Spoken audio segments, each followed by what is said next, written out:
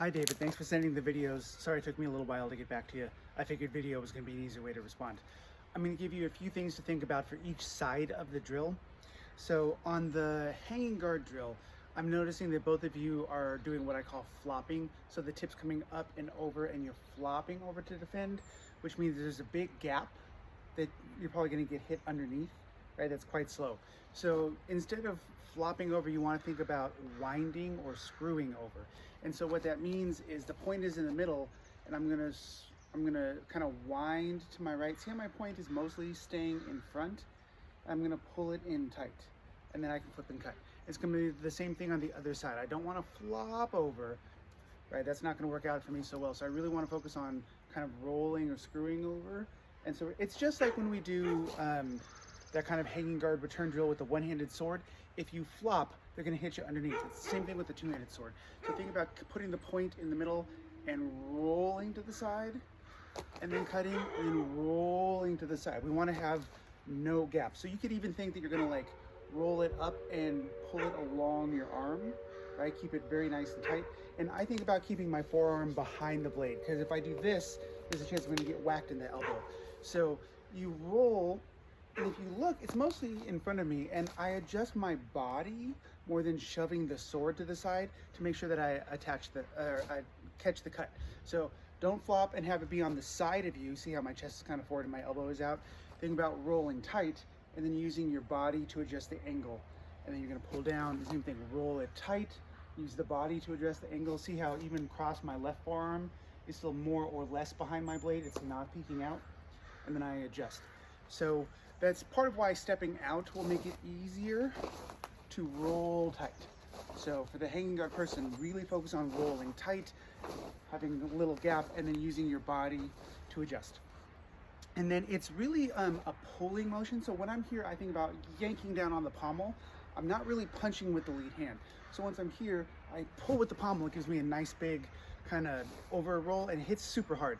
Eventually, you'll start to learn how to do some same side rolls that are really important about using a pommel pulling motion. But for now, really just focus on rolling in super tight, using the body to adjust, and then stepping and pulling when you cut. So that's really the kind of hanging guard person's job.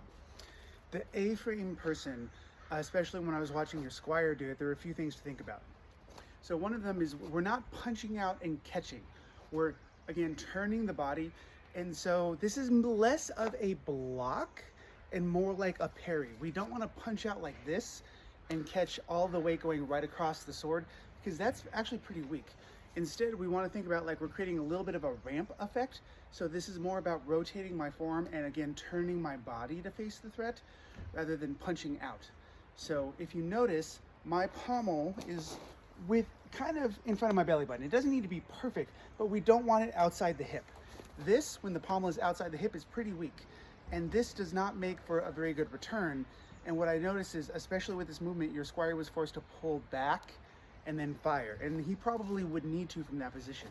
But if you, I'm gonna change my angle a little bit, but if I turn my hips and I keep the sword more in front of me, I don't have to retract because I primed my hips with the turn, and now I can just turn my body into the cut. So this will be a more effective defense, and it makes it easier to power a counter cut without feeling like you have to come off the sword and chamber and then throw again. So that's really, really gonna help.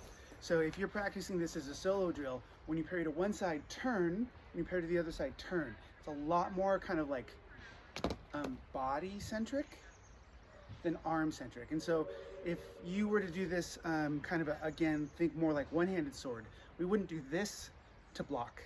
We would turn to block. It's really the same thing, right? We're gonna turn, make sure that the skeleton is aligned so that our structure instead of our muscles are doing it. Another thing I noticed is that because I think a lot of the punching, a lot of the defense on the A-frame was happening kind of above the midpoint of the sword. It was really out here. That's pretty weak. There are a few blocks that I think at speed you would have blown through and hit your Squire in the head.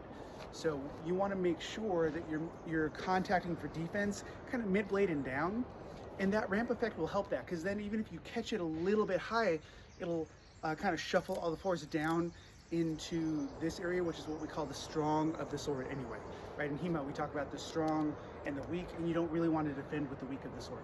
So the ramp will make it a little bit less likely for me to get slotted. If you look, I have less of a kind of a slot gap, where if I do this, I'm going to get slotted pretty good. So we're going to turn our body, and we're going to create more of a ramp, kind of a parry motion than a block. This is going to help shuffle all the force down, so we have to work a little bit less hard, and then it makes it much easier to just throw a direct counter cut without having to rechamber the sword. The last little bit is footwork, and it's really for both sides of the drill, but I think this was most apparent in the A-frame because at one point your squire was kind of marching you backwards. And so what that meant is that we're kind of doing this and just stepping forward, and then doing this and then stepping forward. And we want to get used to being able to move offline. And so even with the A-frame person, once you're parried here, when you push the pommel, we're going to step and pivot. And then we A-frame here, and then we step and pivot. And if you notice, it's a pretty small, because I'm creating this ramp effect. And see, again, the pommel is kind of in front of my center. So it's actually a pretty small motion, and I'm not marching forward because I'm stepping and pivoting with my cuts. This is really important. Being toe-to-toe with somebody in a longsword fight, at best, it's an even fight, but we don't really want that. Ideally, we get off the line a little bit so that we have kind of all of our options, and they have less of theirs, right? So fair fights are for suckers, especially with longsword. We don't really want to have that. And so just make sure that you're kind of doing this turn, and you'll notice that the motion that I'm making is pretty small. It's going to be faster. If I have a good parry, that's going to come right out of my cut, I'm going to have less kind of wasted in between motions. We don't want to think of this as 1 off, 2 off, 3. It really shouldn't be that. It should be cut, little turn for the parry, cut right out of the parry. Little turn for the parry, cut right out for the parry. We want pretty minimal motions, at least minimal sword motions, where the body is doing most of the work. That might be why it's a little hard to see. So kind of focus on those things. I think this probably ran a little bit longer than I thought it did. Let me know if you have any questions, and hopefully this is helpful. And send me more videos if you want.